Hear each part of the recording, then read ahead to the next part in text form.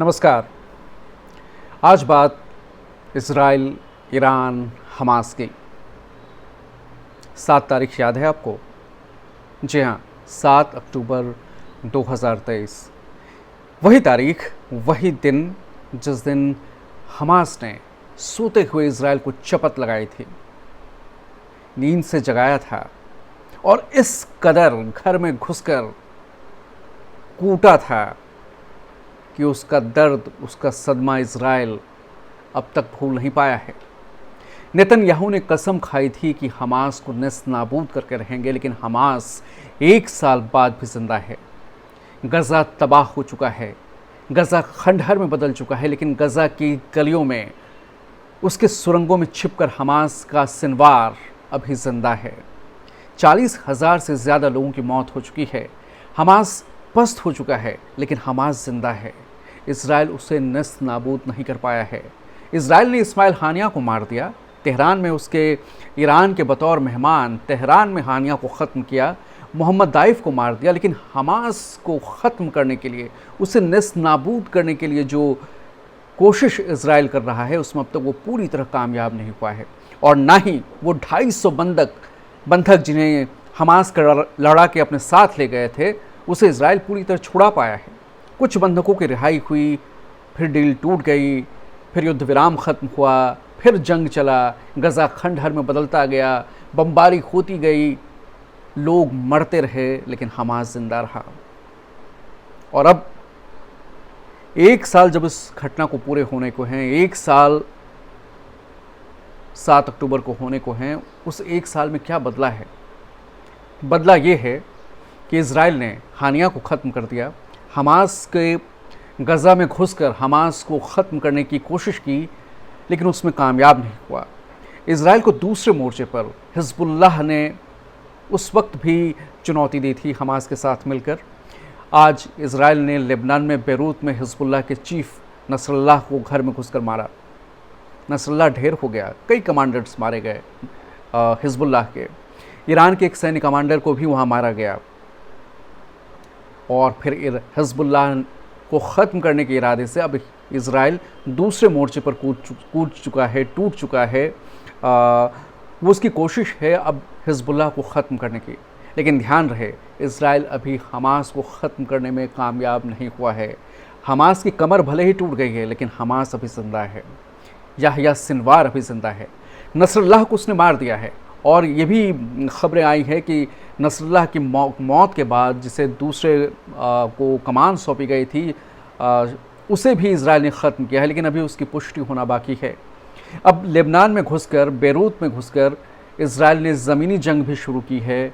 Israel ने हवाई हमले भी किए हैं। इज़राइल ने अब लेबनान में हिज़्बुल्लाह को ख़त्म करने की ठानी है।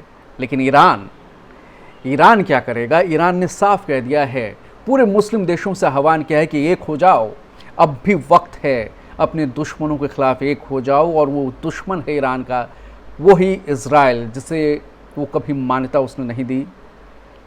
वो फ़िलिस्तीन का समर्थन करता रहा। और पूरे मुस्लिम देशों से ख़ामनेई ने शुक्रवार को नसरल्लाह की मौत के बाद जब तेहरान की ग्रैंड मस्जिद में सभा हुई, तो एक ख़ास अंदाज में आयतुल्लाह ख़ामनेई ने पूरे मुस्लिम देशों से एकजुट होने की अपील की इज़राइल के ख़िलाफ़।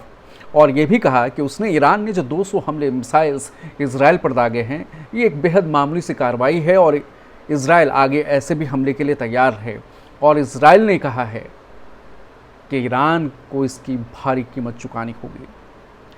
इज़राइल कब हमला करेगा, कहाँ हमला करेगा, वो तय करेगा और ईरान को इसकी कीमत चुकानी पड़ेगी। दरअसल हमास, हिज़्बुल्लाह ईरान के ही 2 हाथ कह लीजिए इसे। और ईरान लगातार इन प्रॉक्सी संगठनों के ज़रिए इज़राइल को लहूलुहान करने की कोशिश करता रहा है। और इज़राइल एक छोटा सा देश इनसे ज़बरदस्त तरीके से अलग अलग मोर्चों पर लड़ता रहा है। और अब इज़राइल ने सोची समझी रणनीति के तहत पहले हमास को दुनिया के विरोध के बावजूद जाकर गज़ा में जाकर उसने भारी नुकसान पहुंचाया है। अब वो लेबनान में कूद पड़ा है हिज़्बुल्लाह को नुकसान पहुंचाने के लिए। अब फिर यमन की बारी है, जहां हूती विद्रोही इज़राइल के खिलाफ मोर्चा खोले हुए हैं। सीरिया के लड़ाके जो हैं वो इज़राइल पे मोर्चा खोले हुए हैं।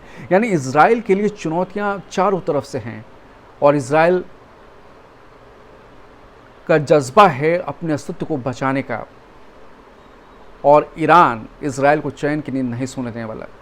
भले ही अमेरिका इज़राइल के साथ हो, अमेरिका ये कह रहा है कि ईरान ने जो अभी हमले किए, करीब ईरान का दावा है कि उसने 400 के करीब मिसाइलें दागी हैं इज़राइल पर, जबकि इज़राइल का कहना है कि 200 मिसाइलें गिरी हैं। उसके किसी नागरिक की मौत तो नहीं हुई है, लेकिन कुछ इलाकों में इमारतों को नुकसान पहुंचा है। अमेरिका कह रहा है कि इज़राइल को अब उसके ईरान के तेल ठिकानों पर हमले के बारे में सोचना चाहिए, लेकिन परमाणु ठिकानों पर जहां ईरान के परमाणु संयंत्र हैं वहां हमले करने से बचना चाहिए। लेकिन ट्रंप तो कुछ और ही बयान दे रहे हैं। और मिडल ईस्ट में इन सब के बीच तनाव चरम पर है। दुनिया दो ध्रुवों में बढ़ती आ रही है। याद कीजिए, एक जंग रूस ने यूक्रेन के खिलाफ शुरू की थी जिसमें अमेरिका नहीं कूदा था, लेकिन अमेरिका के इशारे पर यूक्रेन, ज़ेलेंस्की वो रूस को डटकर सामना कर रहे हैं। यहाँ भी अमेरिका इज़राइल के लिए मैदान में नहीं आया है, लेकिन इज़राइल की हर संभव मदद कर रहा है। और दुनिया में तनाव चरम पर है कि कहीं ये एक नए युद्ध की आहट तो नहीं। क्या होगा आगे? अगर ईरान के परमाणु संयंत्रों पर इज़राइल ने हमला किया तो फिर क्या तबाही मचेगी, ज़रा ये सोचिए। और फिर ईरान क्या करेगा, ज़रा ये सोचिए। दुनिया दो ध्रुवों में बढ़ती नज़र आ रही है और मिडल ईस्ट में ये तनाव जो है वो एक चरम पर है और एक जहर फैल रहा है। इस जंग में आगे कोई भी मोड़ हो सकता है, कुछ किसी भी दिशा में ये जंग आगे कोई भी सूरत अख्तियार कर सकती है। और दुनिया में चिंता की लकीरें बढ़ी हैं कि आखिर अब क्या होगा। ख़ासकर ख़ामनेई के मुस्लिम देशों के एकजुट होने के आह्वान के बाद इज़राइल, जिस तरह से ईरान ने मुस्लिम कार्ड खेला है, इज़राइल ने अब तक उसका पलटवार नहीं किया है और ये कहकर ईरान को भी अलर्ट कर दिया है कि इज़राइल अपने तरीके से, अपने वक्त पर, अपने ठिकाने पर, अपनी रणनीति के तहत ईरान पर हमला करेगा, लेकिन वो पलटवार ज़रूर करेगा। नज़रें हैं इस वक्त मिडल ईस्ट पर, मिडल ईस्ट के चरम तनाव पर। धन्यवाद।